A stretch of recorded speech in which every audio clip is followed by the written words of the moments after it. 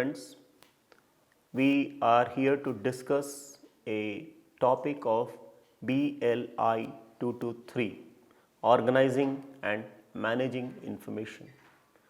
This course is part of the program BLS Online. And we have had earlier discussions also, and we have seen that in this course we are basically talking of how to organize knowledge and its components, how to organize the representatives of this knowledge which are there in the form of different types of documents in a library. We can apply this not only to documents in print form but also documents in other forms and formats.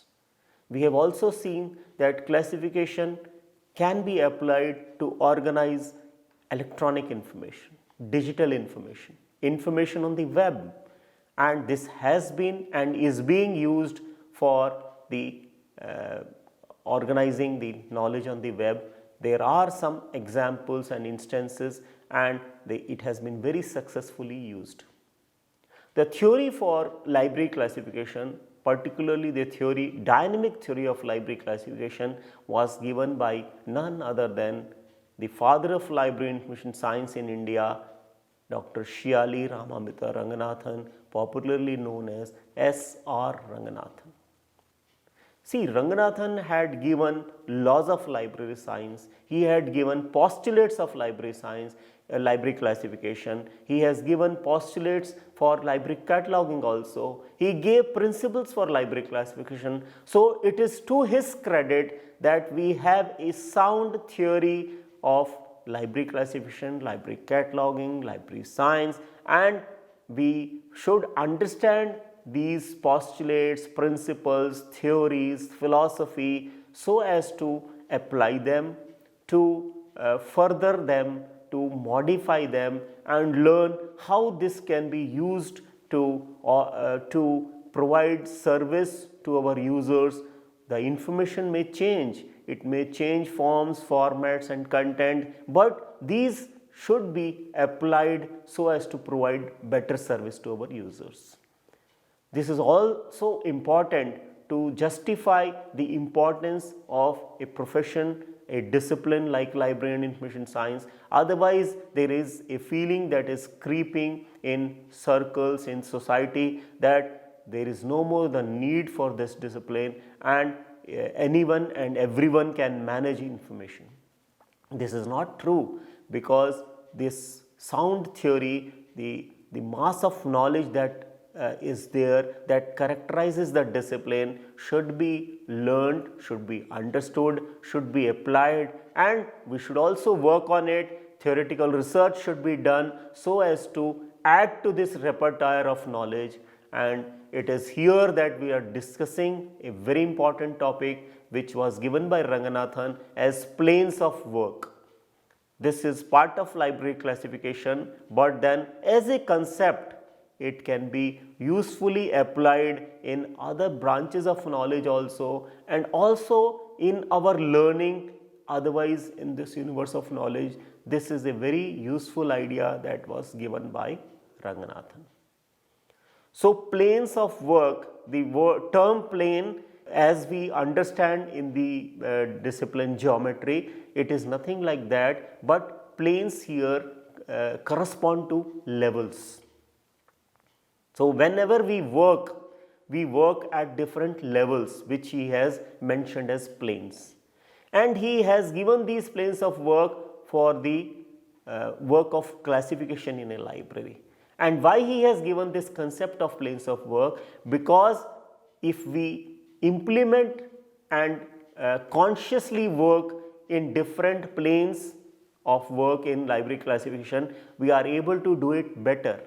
We are able to do it in a coordinated way. We are able to successfully implement our ideas and thoughts and achieve our objectives of library classification in a better way. Though we do it otherwise also, but having given this as a theory, if we consciously implement it, we are able to really achieve library classification better. We are able to design library classification better. We are able to improve library classification for information organization, knowledge organization better.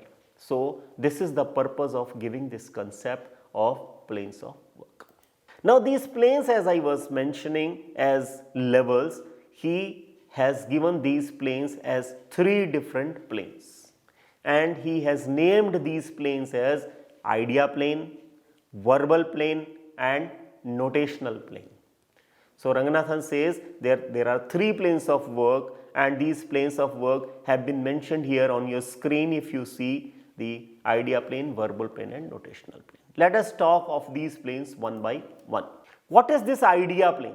As the term itself suggests, it is the level, the first level at which we work when we work at the level of idea. We have some thoughts, we are working here at the idea plane.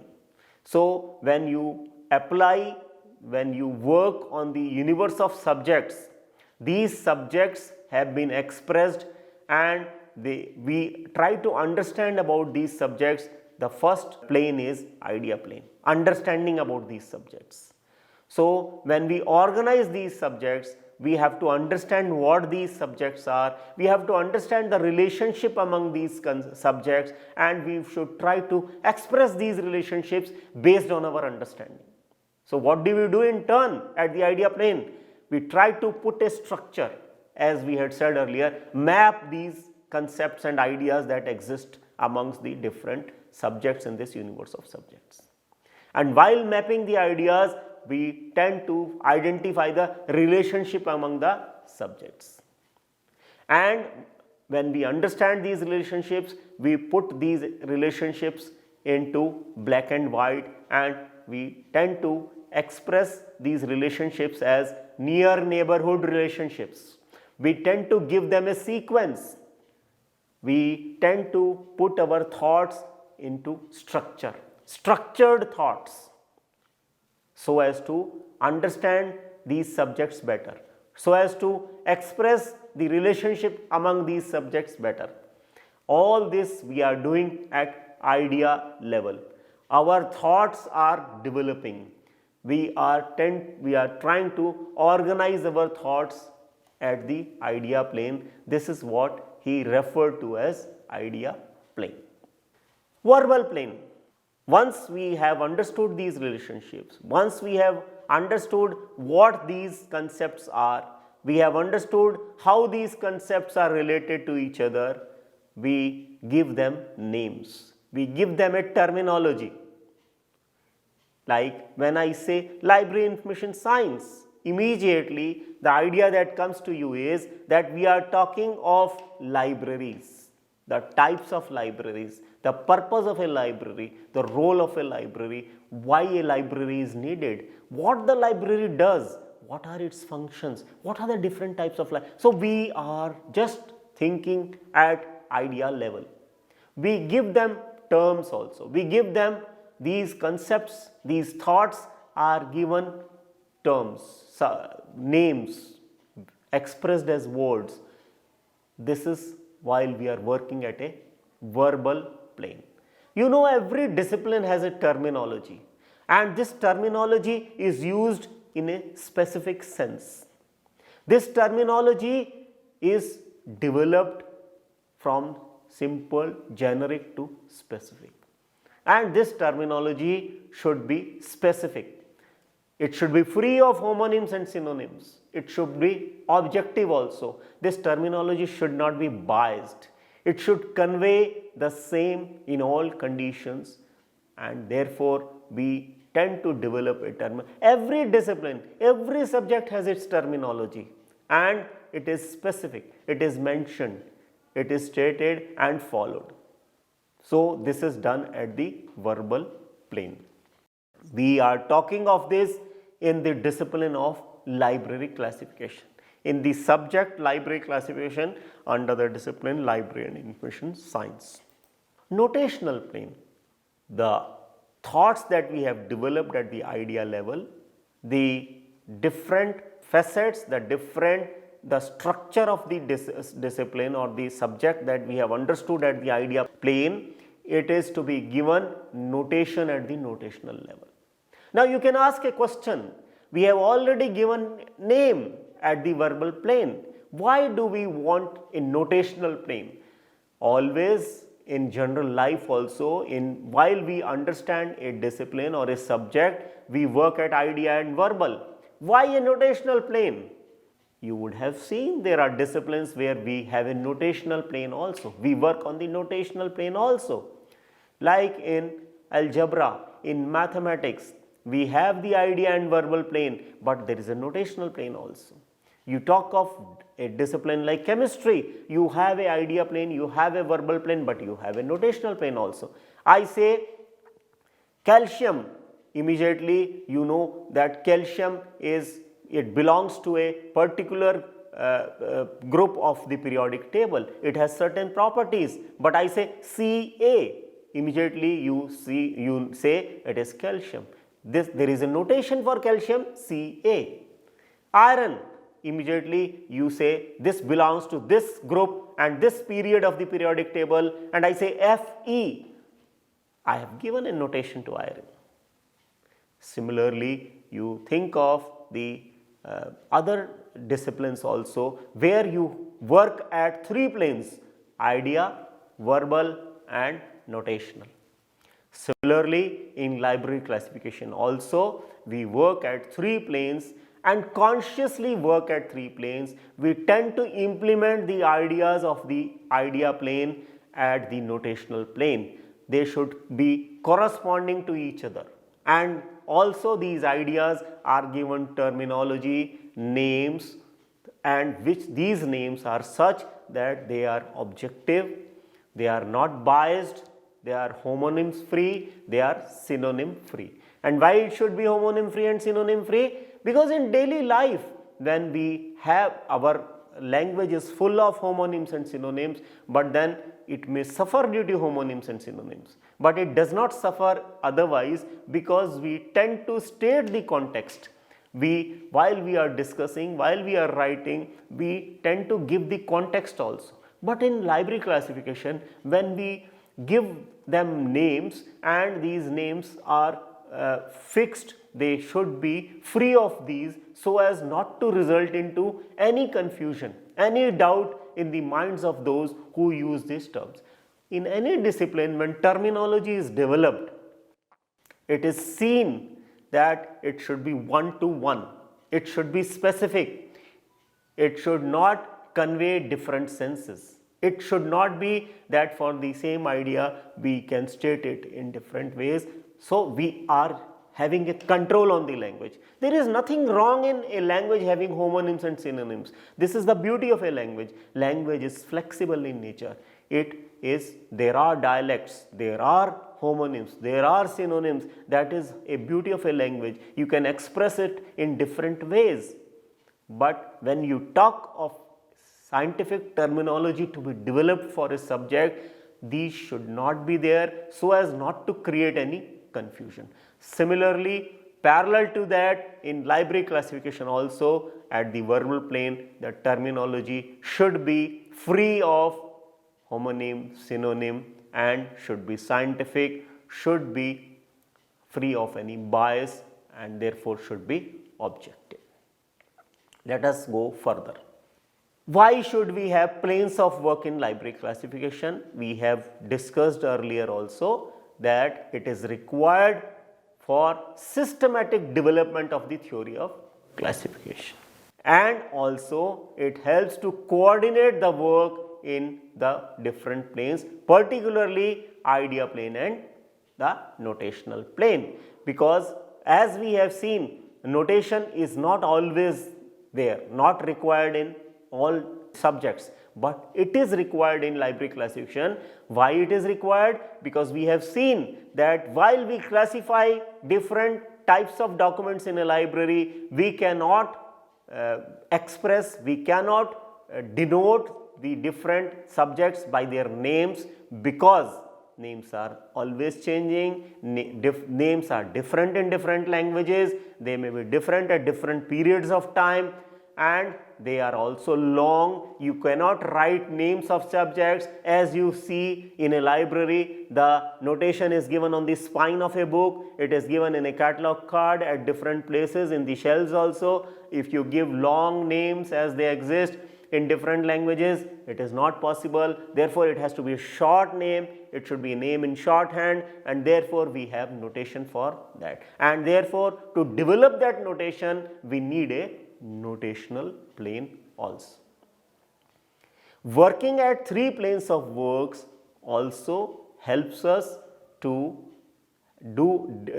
develop the subject in a holistic way. Holistic development is possible because we work at three planes of work. What do we mean by holistic? So as to take the thoughts at different planes parallel in an integrated way. Now Ranganathan has given canons of work in the planes, in the three planes. And what are these canons? We have studied laws of library science. We all know there are 5 laws of library science, and we have also understood why these laws have been given, how these laws are helpful, and we have seen that our work in library goes in scientific way, our work in library goes in a way so as to develop our services in a scientific way, and also we are guided so as to serve our users in the best possible way. These laws guide us in our work.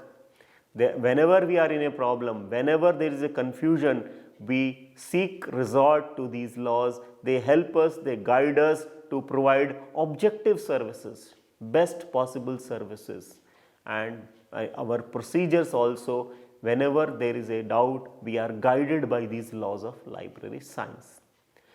So laws for the discipline, canons for the subjects of the discipline. So like laws, we have canons, canons for classification, canons for cataloging.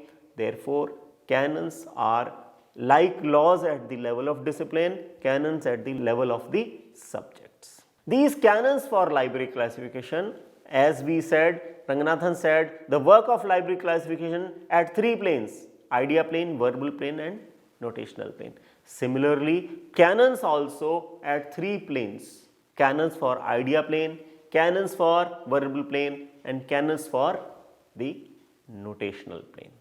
So, if we follow the canons, if we understand the canons and follow them, they can be useful for 2 sets of people: the classificationists and the classifiers. As we said that laws of library science are helpful to librarian working in the library to provide services, to plan services, to design services, to plan operations, to do operations. Similarly, canons for idea plane, verbal plane, notational plane are useful to the classificationist. Classificationist means one who designs a scheme of classification, and also for a classifier who applies this scheme of classification while classifying in a library. Now let us state these canons, the canons of idea plane. Canons of idea plane are canons of characteristics, canons for succession of characteristics, canons for arrays, canon for chains and canons for filiatory sequence. We will discuss these canons one after the other.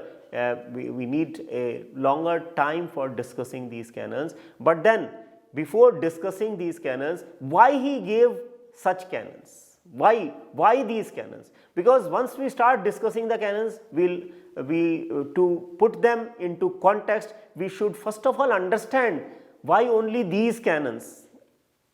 The reason is that whenever you want to classify, whenever there is a universe which is to be classified, and particularly when you talk of library classification, whenever there is a universe of knowledge, whenever there is a universe of subjects, it is to be classified. The main aspect that has to be noted is the characteristics of these entities that are part of this universe. And if we have to handle the entities, we have to know these characteristics. Therefore, first of all, Ranganathan has given canons of characteristics. And within canons of characteristics, he has given further canons, that is canons for succession of characteristics. Why? What is this succession of characteristics? In a universe of knowledge, when there are different entities, these entities do not have just one characteristic, they have many characteristics. So what are these characteristics, and in what order these characteristics have to be applied to achieve classification? For that guidance, Ranganathan has given a canon which says succession of characteristics, one after the other. Which characteristic first, which second, which third? This guides us for how to apply characteristics in succession, one after the other. Then canons for arrays. While we do this, while we apply characteristics in succession one after the other, we result into arrays. A little later we will try to identify what is an array. You just at the moment try to understand, yes, there are canons for arrays. Similarly, while we do the process of classification, we result into chains. Basically, these arrays and chains are concepts in relation to each other. We will see how arrays and chains are, but there are canons for arrays and chains. And finally, canons for filiatory sequence. Filiatory sequence means a sequence of entities in affiliation, in order of affiliation. That is what is canon of filiatory sequence. Affiliation means the order of nearness between the entities, how they are related to each other, in what order they are related. That is what is called affiliation, and that canon is called canon for filiatory sequence. Now, canons for characteristics. In this canons for characteristics, as this is the first one, as we have right now seen, there are different canons. These are canon of differentiation. Differentiation means you are able to differentiate among these entities that are part of this universe. Canon of relevance means there are so many characteristics on the basis of which we can differentiate these entities, but some of these canons are relevant for the purpose of classification. For that, canon of relevance has been given. Canon of ascertainability. These entities may possess a number of characteristics, but some of these characteristics may not be ascertained. It is difficult for the characteristics to be ascertained. You would agree with this, that entities may have characteristics, but it may be difficult to ascertain some of these characteristics. Therefore, only those characteristics which could be ascertained, this canon states that those should be considered. And finally, the last canon in the canons of characteristics is canon of permanence. It says that it should be permanent. Similarly, we have canons for succession of characteristics, which are canon of concomitance, canon of relevant succession, and canon of consistent succession. Basically, these canons for succession of characteristics guide us how characteristics should be applied one after the other. We will discuss these canons in detail in our later sessions. Right now, let us try to understand what is an array and chain. If you see this diagram on your screen, you have to understand what is this process of classification.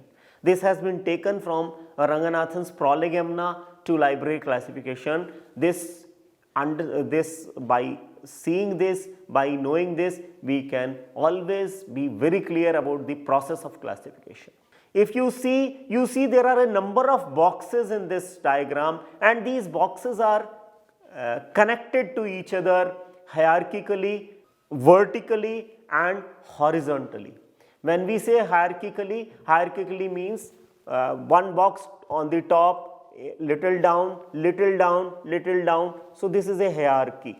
You also see in these boxes some notation has been written. In fact, these are Indo-Arabic ordinal numbers, 0, 1, 2 and 2, 1, 3, 1, 1, 2, 1, 3, like these. These are all decimal numbers. These are all decimal numbers. So this is how classification is done. Let me explain. The box on the top with the notation 0 is like the universe of knowledge. It is the whole universe of knowledge. This may be universe of knowledge or any universe in a particular context. Like if you are talking of academic libraries, this universe of knowledge should be on the top, that is box with the notation 0. This is the universe of knowledge, which is also called the original universe of knowledge.